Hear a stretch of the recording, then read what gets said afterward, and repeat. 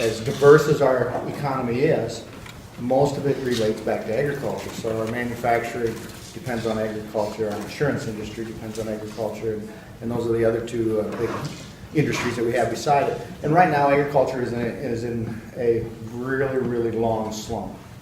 And they've basically been in this slump since 2012 or 13, depending on when you want to start it. And now we're in 2017, pushing 18. That's a long time. And a lot of these producers have made zero and are just trying to hang on. Well, that means they don't buy tractors from John Deere. They don't buy trucks from here at Rundy's or Stevens. And they're not, and from the equipment dealers, not only are they not buying equipment, they aren't even fixing what they have.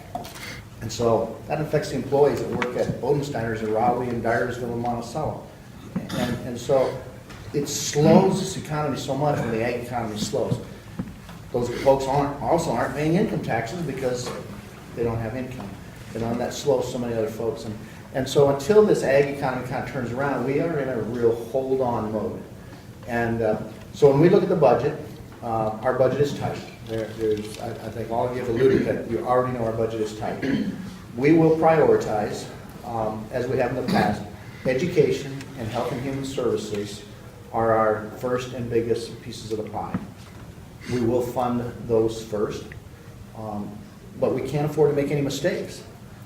You make a mistake with the education budget, which is pushing 60% of our budget. I think it's 56 or 57% of our budget. So we're putting our money where our mouth is. Education is important.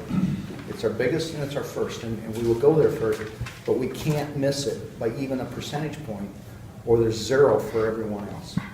There's no doubt in my mind that things are going to be tight.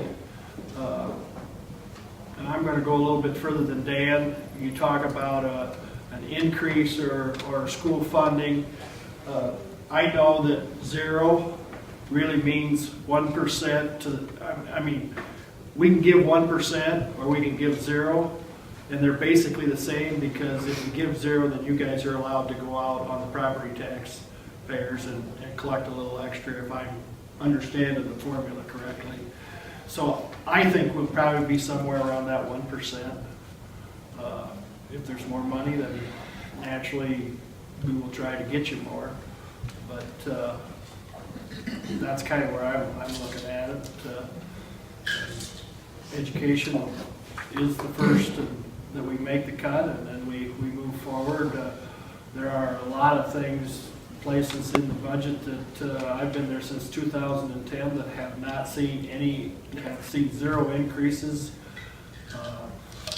In public safety, I know we have, we're way down on highway patrol. We have places in the state where certain times of the day we don't have anybody in the 6 or 7 county area that is actively out there supporting our sheriffs and our city police.